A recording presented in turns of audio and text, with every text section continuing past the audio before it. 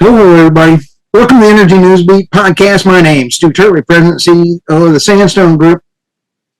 This is a little bit of a different podcast for me. We are having an energy crisis coming around the corner. The grid is absolutely, the FERC has said we could be facing rolling blackouts because of the way the additional power is coming on. However, the Chinese have an estimated 30 major components in our national grid, and they can shut those down at any time. We've had on the border, I'm sure everybody has seen these lots of foreign nationals invading us on the border, and military men stand different. And when you took a look last week on TV, you saw a lot of men standing there. They're standing at parade rest. We got us a problem. And I'll tell you what, I have had an absolute blast on LinkedIn following Kyle Reyes. Kyle is an owner, law enforcement today, and he's wearing a shirt. For our podcast listeners, there's two things right now. He's got DILF. I saw this. I love firearms. And he's sitting in front of an amazing wall of whiskey. I'm sitting here going, okay, what kind of guy is this? Hey, welcome to the podcast. Thanks for having me on, brother. I appreciate the opportunity to connect with all of your people. I'll tell you, you're a hoot. You're absolutely a hoot. You're up in the great state of Connecticut, but you called it something else. The People's Republic of Connecticut is how we lovingly refer to it, and how we are lovingly looking forward to leaving it behind when we move to Florida next week. Oh my goodness, congratulations. Thank you. You got an alligator pet yet? Not yet, but we do have a dog. That alligator pet could become a problem pretty quick. I think that's my kid's major concern. Well, I'll tell you what, your posts are phenomenal. We're going to have your LinkedIn here, and we need to get to know you just a little bit. As a law enforcement officer, you've had your posts are spot on. I am not a cop. I am the guy that can run my mouth in support of police officers, and no agency can fire me. Oh. But you're supporting them, and we had chit-chatted, I'm an NRA certified instructor in everything from sniper to pistol to shotgun, black powder, and everybody needs to know gun safety. And I think personally, we're at a point where we're going to need to absolutely be prepared to defend your family. And I never, ever want to have that problem, but you got to be prepared. You 100% have to be prepared. And listen, for years we were told you don't need guns because the police will. And then 2020 happened, and it was, well, we don't need the police, right? We need to defund them. We need to abolish them. And then this wild and crazy thing happened at the end of 2023, which is called there's an upcoming election, and now all of a sudden nobody wants to talk about that whole defund the police thing anymore, do they? Oh, how about Newsom? Our buddy Newsom out there in California. This one cracked me up. He just tried to circumvent the Second Amendment, and he just said there was a court, I believe it was either yesterday or today, that said that law is not good. Same thing just happened with Hutchell in New York. And listen, let's call it what it is. Newsom is probably going to be the Democrat nominee for president. I've been saying this for a very long time, and I actually think that dude is something to be worried about because he has a marketing apparatus behind him that is very dangerous. In 2015, I was on Fox, and I said, if Donald Trump throws his hat in the ring, the guy's going to win as president because he's going to run a marketing campaign, not a political campaign. And that's exactly what he did. And that is that's one of the many dangers of Newsom, is that the guy has built up a massive marketing machine behind him. Oh, yeah. And I love his, I'm not going to run, but I think in March, the Democrats have said that if Biden steps down in March, they can put anybody in they want. And it just circumvents everybody's voting in the initial elections. So it's kind of like in the, why vote for a Democrat when the elite are going to pick? We're in some scary times. I mean, look at Colorado, right? Setting the precedent for shredding the Constitution in front of our very eyes. It is, we are looking at, for the longest time I was told, oh, you're a conservative, that means you're a fascist. People don't understand what fascism is, nor do they understand what tyranny is. If you want to see tyranny, look at a state court system attempting to control the results of an election through election interference by shredding the Constitution. That is tyranny right there. Oh, I don't get it. And then out of that one with the the Colorado, the last time that happened was Abe Lincoln. Correct. They were desperate to keep Abe Lincoln off the ballot too, weren't they? And the Democrats were for slavery. But that's not what they'll tell you. They'll say that no, everything actually flipped. Like there was this like polar shift that flipped, and Democrats became Republicans, and Republicans became Democrats, and this world's got nuts, man.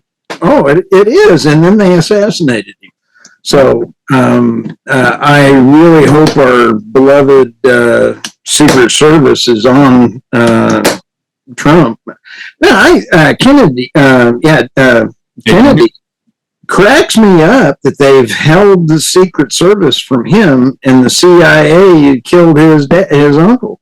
So it's like, what's up with that? I mean, listen, I couldn't in good conscience vote for RFK Jr. because I have very different perspectives on pro-life issues and things like that. With that being said, I'll give the guy credit. I actually love his foreign policy. I love his stance on the CIA and the FBI. I love his stance on big pharma. And so, if Trump's desperate for a number two, that I'm not. If that brings the moderate vote, because here's the thing: RFK Jr. right now. Do I want to see him as president or a VP? No, to be clear. However, him running as an independent is going to pull votes from Trump. That's the reality of it, because you have numbers, right? But here's on the energy side, he came through and he said he's going to ban fracking. All right, we already have a war from the Biden administration on our great energy suppliers, because they can't even. There's 24,000 permits even for renewable energy. Let's say that renewable energy was possibly sustainable, which it's not.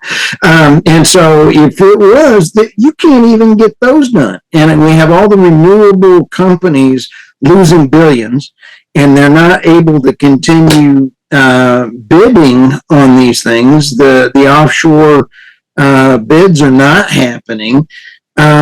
And the war, we're now exporting everything. And then you take a look at the Nord Stream that Joe hinted that he was, it won't matter because it's not there. Sorry, that was as I was leaning into my mic doing my worst Biden moment.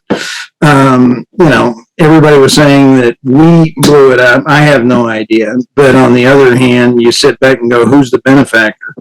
Why would Putin blow his own pipeline up? I actually have the solution to the energy crisis. It's very simple. I'm about in the world right now. Ready? We need everybody to drive electric vehicles. That's the solution right there. Don't you know that? I mean, that's why we have to do this. Thank you, Kyle, for coming on the podcast. I appreciate you. I mean, we are so backwards right now. We're literally sitting there going, yeah, they're probably going to be rolling brownouts and blackouts, but everybody needs to go get an EV right now. And we're going to put tons and tons of money into something that we do not have a sustainable path for energy to support. Oh, and by the way, can we talk for a hot second about how the mining happens to gain the crucial use? Right. Anyway, sorry, I digress. Oh no, but you're dead on right. And now, Kyle, I want to say I'm not against an EV. I love the concept. If you want one, great. But the family turmoil of the Trump derangement syndrome, I'm going to tell you, I was watching Rosie O'Donnell go nuts on Trump over the weekend. My sister-in-law went nuts. Just Trump this, Trump that, Evie this, Evie that. My brother-in-law, Evie. I left. Guess who does not have to go to Christmas at their house? There's so much winning. I'm going to the lake house. I call that a personal problem. Listen, we got out of a lot of stuff too because, instead of having to spend our money on Christmas presents for family that doesn't like us, I'm just going to go sell my unvaccinated sperm for gobs of money and have a lake house soon. That's my new plan, but... Well, yeah, mine is where I can survive a zombie apocalypse. And I'm a zombie apocalypse kind of guy. I just think that we all need to get into there. I'm putting in a victory garden in a thing. I wish I'd done that last year, but had some things going on. So a greenhouse is going up this winter. So you're gonna need that. World War II, we survived because of the victory gardens. That's correct. Absolutely. We also survived because we didn't have a generation of whiny and entitled snowflakes that gets triggered by the wrong pronouns. So, the combination of the victory gardens, yes, and the fact that we actually had good men and women who were willing to stand up, fight for freedom, and believe in the constitutional values that people are trying desperately to destroy in this country right now, there's that little component too. Do you think that people, I called last year in 2022 that there was going to be a great awakening. And it's a little later than I thought it was, but in Europe, you're seeing France looking at banning and trying to shut down their border problems. You're seeing people realizing that you cannot have a sovereign country with an open border. And the Slavic countries are where people are wanting to go retire.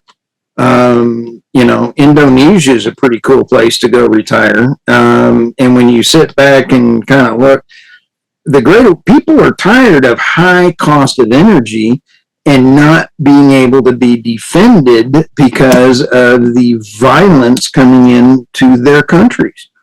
We're here now. I saw a report. Kyle, I'm going to give you credit because I think it was on your post, but I'll take it.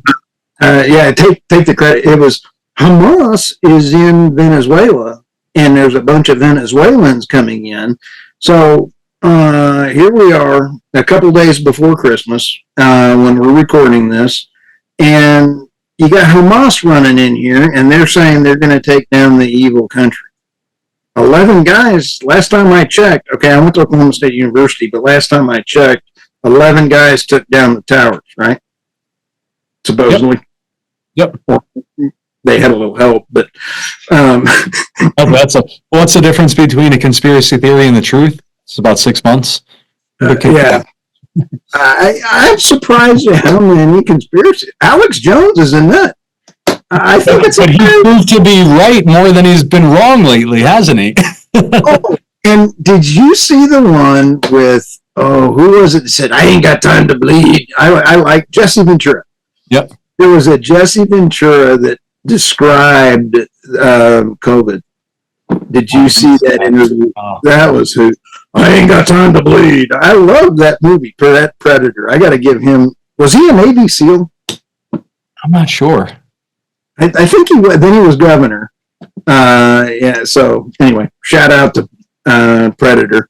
We're going to need to be predators here pretty quick, or at least have one in your back pocket. So what can you tell people that you're doing? Why is your LinkedIn doing phenomenal? You've got 35,000 followers. What are you doing right, dude? So the truth, That's really what it comes down to. I do want to give a little background and context real quick, because you probably have people who are watching right now going, why is this guy like a raging alcoholic? What's up with all the booze? So law enforcement today, one of my companies, we do a series called Behind the Uniforms. So we have this whiskey wall, and we invite active and retired emergency responders and veterans to come to the whiskey wall. They bring a bottle. We share a cocktail. They tell you a story on camera about a good day on the job and a lousy day on the job. Way. Bottle, and the bottle goes on the wall. And so, wait, I want to show you something here. Hang on. Okay. So I'm sitting at the office one day and I get this bottle. Now you'll notice it has not been opened, right? This thing comes in the mail. There's no return address. There's a handwritten note. It's Van Winkle, which is spectacular. And this person, whoever it was, male, female, I have no idea, said that they were scrolling through Facebook with their gun in their hand, and they were just delaying the inevitable, that they were trying to get the courage to take their own life. And that they stumbled upon a video that we had done, one of our Behind the Uniforms, a couple of years ago, where it was an officer who was sitting there with his pistol in his mouth, and he was about to pull the trigger, and his kid walked in and said, "Daddy, what are you doing?" And his kid saved his life. And so he talked about post-traumatic stress and getting help and getting treatment for it, and how he found God in his recovery. And so whoever it was that sent this bottle sent a note saying that, when I saw that video, it saved me, and I'm alive today because of that video that you guys did. And so this wall, brother, it's just a tribute to those men and women who serve and protect. And so, go ahead. How cool is that, man? I'm over here getting all verklempt and how well done. PTSD is real. Totally. I've had a problem my whole life because of part of that. My wife is very understanding of that. PTSD is real. Absolutely. Absolutely. And one of the things that we talk about, we're going to be doing a series of wounded officer retreats in Connecticut, where we take care of these guys and we just love on them, and we bring out a chaplain and a PTS expert, and we'll probably do some equine therapy out here and a myofascial release and everything. But one of the things that I think is important to keep in mind, or the narrative that we're trying to change, is that there's a difference between post-traumatic stress and post-traumatic stress disorder. And so to say disorder implies that these guys are broken and can't be fixed. And so we're trying to remove the D out of the PTSD, because we want them to know that there's so much love behind them. They're not broken. They're not, handicapped. I mean, they are, and we're working to fix them. And so what we've seen in our travels since I acquired this company has been nothing short of heartbreaking and terrifying. And so context there, I was I run a marketing agency by day, right? It's called the Silent Partner Marketing. Fox News called us America's most patriotic marketing agency. Cool. Yeah, we went viral in 2017 for the snowflake test. It's our hiring process to make sure that we don't hire whiny and entitled snowflakes. And so we did 14 appearances in the first couple of days. Fox and Friends First, Varney and Company, Louder with Crowder, Kennedy, Adam Carolla, you name it. We have 40,000 emails in a week, 10,000 job applications. Bro, I had like 3 open jobs at that point. It was ridiculous. So anyway, I came into law enforcement today in about 2017, 2018. I was the national spokesman because I could run my mouth and no agency could fire me. And then I became the executive director. So in 2020, during all the lockdowns and the riots, we were reaching over 100 million people a month through the platform. It was insanity. And so earlier this year, Captain Greenberg, the founder of Law Enforcement Today, he's about to go into his 40th year of law enforcement. He said, "Hey, I think I'm going to shut it down." I was like, "What the hell are you talking about?" He said, I don't have time to do this. My heart is really in law enforcement. And so I want to wrap up my career in law enforcement. So I acquired the platform so that it wouldn't go under. 2 days later, and so I closed on it with strict non-disclosure agreements on 4th of July, because America, that's why. And then 2 days later, our competitors contacted us and asked if I'd be interested in acquiring them. I thought it was a joke. I thought that they knew. They had no idea. And so in October, we closed on the acquisition of the Police Tribune, Blue Lives Matter, Law Enforcement Family, Law Enforcement for Life, Mike the Cop's YouTube page. And so collectively now, it's the largest police news outlet in the world, one of the largest in the 2A spaces. We have about 3.4 million followers on Facebook, not including my personal LinkedIn. We've got almost 400,000 LinkedIn subscribers, 600,000 YouTube, a couple 100,000 each on Twitter and TikTok, closing in on 1 million email subscribers. And so we seek to support the constitutional principles of our country, the men and women who serve and protect our communities in our country, and do so through truth. Right. So part of that is humanizing the men and women that are wearing those badges, wearing those uniforms every single day. But part of it is showing what's really happening. So my personal LinkedIn, which you follow, we travel a lot, man. We've been boots on the ground in Arizona, Texas, and all over the country the last couple of months because we want to show what's really happening. We need to show that every state is a border state. So we've been going out on the road with the National Border Patrol Council, Sheriff Lamb, Sheriff Daniels, Cochise County, Tucson PD. We went up in the air with them, Texas DPS, the border sheriffs, the border police chiefs, because this is such brother, people don't even realize, you talk about the Great Awakening, right? And I think it is starting to happen. However, the media is a very controlled narrative still. And so you have to ask yourself, if all of a sudden you see certain messaging coming out, then what else is happening?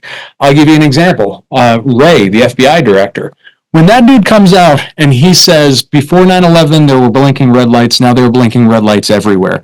That is a cover your butt statement. That is we know things are about to go down and get really ugly, so now I can say, hey, I tried to warn you all. But what we saw at the border, and if you want, I can go into some of the numbers and experiences. Yes, please. Yes, please. So we are facing an existential threat as a country. I'm not saying that to be inflammatory. I'm not saying that to sound like a conspiracy theorist.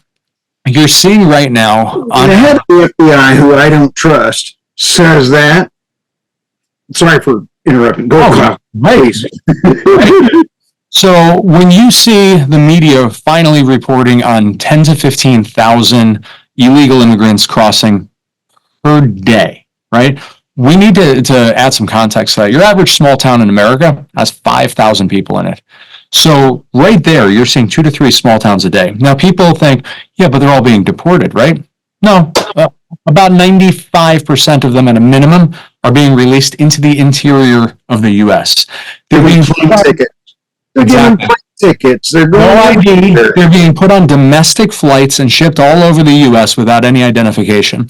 Now, some more important info for your listeners and your viewers to understand is that if I come into this country illegally and I don't have a criminal record in America and I am not on a terror watch list, nobody knows that I'm a convicted murderer in Iran. Right? Nobody knows that I'm a convicted drug or sex trafficker in Venezuela. Nobody knows that I'm part of Al-Qaeda. And so we don't have any information on these people. There's no way of vetting them. If you can't vet them, you look and go, yeah, they don't have any records, so we're going to release them here into America. Now, here's where it gets really scary. So all of the contacts that I've been out with in the last few weeks on the border, in Arizona, in Texas, New Mexico, California, they are estimating the number of gotaways to be as many as twice the number of apprehensions. So if you're coming into America and you're saying sanctuary, asylum, and you immediately get processed and released into the U.S., why would you avoid that process? Because you're just going to be given a court date that's 5 years from now and you're not going to show up to it. Why would you avoid it? So when you're seeing as many as twice the number of gotaways as there are apprehensions, do the math on that, man. We're talking about as many as 45 to 50,000 people per day flooding into America.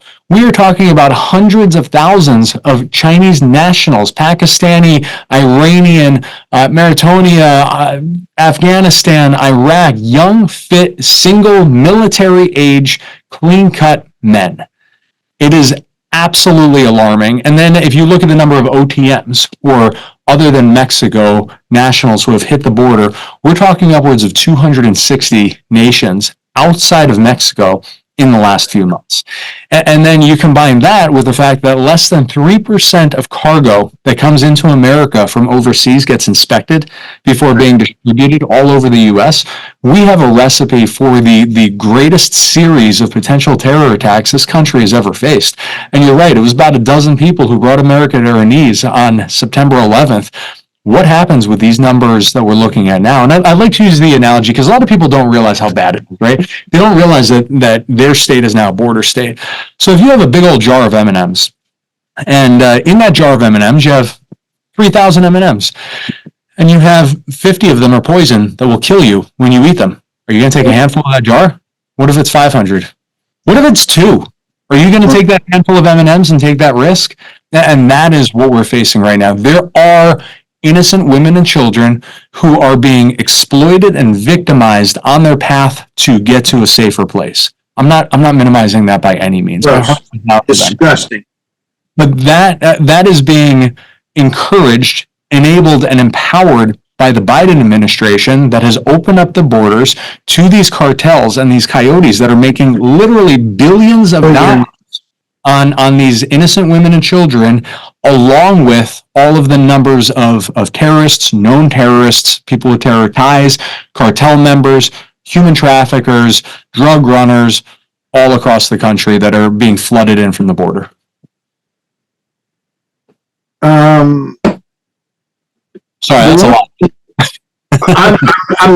I'm over here. I've been saying this. Our podcast, we've got some great listeners, and I love all of them. We've got a different audience than you do, and that audience is more into the energy and finance and CEOs. Sure. They're not. But all I can say is, as American men, we need to stand up, and I believe in God. I believe in Jesus. I'm just telling you right now. I don't care if they try to. Google's already censoring me. Yay! It means I'm saying something right. But we need to be able to even survive just a natural disaster. The government's not going to be there for me and you. They're going to be there for the folks coming across the border, giving them $5,000 and replacing. I can't believe our Congress people said, I think it was yesterday or the day before, we need to replace the people, our voters. I hope that if you're a Democrat and you're in a city that you're on the front line now, I hope you realize they're trying to replace you. Well, and let me throw this out there too, man, because your point's not lost on me about who the audience is, and I appreciate and respect that. And I got to tell you, I had zero interest in being in the law enforcement space as far as an owner of the largest law enforcement news outlet in the world. I'm impressed. But well, thank you. But my point is that I run a marketing agency, man. Like, we market everything from whiskey and firearms to T-shirts to law firms to you name it. So what the hell am I doing sitting here at the whiskey wall right now? Well, there's a time in society where good men need to stand up and declare enough is enough. I am a father of 4 little girls. I am a husband. I'm a Christian first and foremost. That supersedes everything else. And evil triumphs when good men and women do nothing. So we can sit on the sidelines and we can allow this insanity to happen, and we can watch as our society collapses, and we can watch as our businesses falter, and we can watch as our taxes skyrocket, and we can watch as crime explodes in this country, or we can all stand up and say, yeah, you know what, I might be the CEO of a company, I might be in the energy sector, I might be in the finance sector, but damn it, enough is enough. Like, this is our country that is on the line right now. Right. Mark Masters, I want to give him a shout out. He's the one that helped set the radio, talk radio, which is the single biggest medium that's out there, the conservative with Rush and Hannity and everybody else. And I'm trying to help him with an energy channel to help, because the media, you are doing phenomenal. I'm sorry, I get excited. I want to help you in any way that I possibly can with this new market, and it's the underserved market of energy and farmers. Our poor farmers are just getting brutalized. Why in the world is Bill Gates buying all this stuff so that all the land so he can kill the great American family farms? That one drives me nuts. You got your oil field workers, you got your guys on the line, you got your blue, protect the blue, protect your first responders, you got your farmers. All of these people are great people putting food. I'm sorry, I'm getting worked up. Yeah, because I've been so calm about this. No, but you got a wall of some serious reluctance behind. I don't even drink anymore. That's the irony. I gave up 25 years ago for Lent. Iced coffee, baby. That's how like I said, I got 4 little kids, man. If I could just inject this directly into my veins, I probably I can't say that on YouTube. That's going to shut you down. That's going to be misinterpreted. And it's all about owning. As a marketing guy, I'm sure you understand this. We as Americans need to own our own marketing channel. Yes. And my Substack is doing quite well. So when you sit back and think, I've figured out a way to get around the Google Analytics. It's based on the interaction of who I'm interacting with. I'm quite happy with it. LinkedIn shut me down. Yay! That's a badge of honor. I'm okay with that. It's kind of like getting your Rangemaster certification. I'm skipping around like a little girl with my coat on going, I'm a Rangemaster. Yay! Sorry. So mental image there for a second. I've had to throw people off my line. I do not. I enjoy a good target shoot. I enjoy teaching people, having hundreds of Boy Scouts come through my lines, teaching them how to shoot black powder. Love all of that. Working with the police guys, having competitions on ambidextrous shooting, and that was the only time I ever won. But I love the camaraderie on the range when you're safe. It is all about safety. But Kyle, I am so proud that you took the time and the things that you're doing, because I know that from a personal standpoint, PTSD is, I love the way that you said that, because I have PTS, not the D. That was a while ago. Yep. But I'm going to tell you right now, it's because I stepped in and helped people. Yep. I saw things that I shouldn't have seen, but I didn't walk away. And it's bad enough that you stand there, and I feel sorry for our first responders that walk into that every day. Well, and there was a great analogy that was made for me by one of the national vice presidents for the National Border Patrol Council. I was having a conversation on the border in Texas with him and Lieutenant Olivares, you see him on Fox and CNN. Yeah. Texas DPS, great guy. The point that they made was, and this is not by any means, and the guys at TMPA said the same thing, Texas Municipal Police Association. So this isn't to take away from our veterans, right, by any means. Right. What many of them have seen and experienced is the stuff of nightmares. But when they have a let's call it a critical incident that happens overseas, an IED explodes, they lose some guys, when they come back and they're now out of the sandbox, they have an opportunity to deal with it in a very different environment back home. Again, not minimizing what they're going through, but when you're in law enforcement and you have that critical incident that happens, that officer involved shooting, that baby that you pull out of the pool and try and resuscitate and you can't, you might have a couple of days off, right, to try and cope and deal with things, but then you're back in it. You're back on that route, the same route every single day. And some of these guys are on it for 20, 30 years. And this is why we have such high suicide rates right now with our Border Patrol agents and with a lot of people who are down on the border, because what they are experiencing is a tsunami. It is a tsunami of an invasion. It is a tsunami of a humanitarian crisis. It is a tsunami. We were called fake news because we reported on the rape tree. I don't know if you've heard of this. The rape tree is where they bring these women and children and they sexually assault them at this tree near the border, and then they hang an article of their undergarments on that tree as like a memento.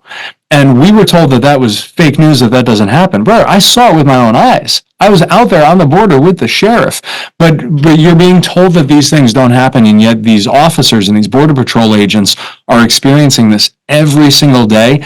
And the next day, 2 days later, they're back out there. And so PTS takes many different forms. For some, with physical triggers. For others, they're just smells and sights. But man, every day I throw up a prayer of gratitude and support for these incredible men and women, because they are at war every single day, while guys like us are sitting here on our butts with our iced coffee in front of us talking about how bad it is.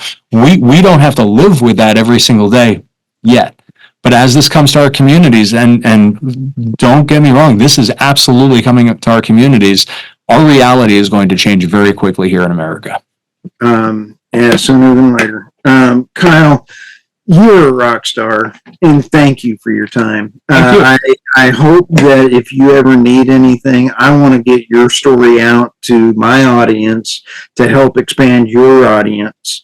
Okay. So thank you so much. And how do people get a hold of your marketing firm? Because we need to support that. Cool, thank you. TheSilentPartnerMarketing.com. America's most patriotic marketing agency. If you want to chuckle, man, just look up the snowflake test and watch some of those media appearances. But make sure you pee first, because otherwise, I think you're going to wet yourself when you see the meltdowns that people had about this thing. But yeah, TheSilentPartnerMarketing.com. LawEnforcementToday.com is our news website. People can follow Kyle Reyes, CEO, on Facebook. Same thing on Instagram. Law Enforcement Today, Blue Lives Matter, Police Tribune. We're all over the place. You can't miss us. Oh, I just thank you so much. And your wall of booze, you and I could have coffee looking at that. I think that would be great. I think that would be absolutely a wonderful thing. You have an open invite whenever you want, man. Well, I'll wait till you go to Florida. Thank you very much, Kyle. I cannot begin to tell you how much I appreciate you.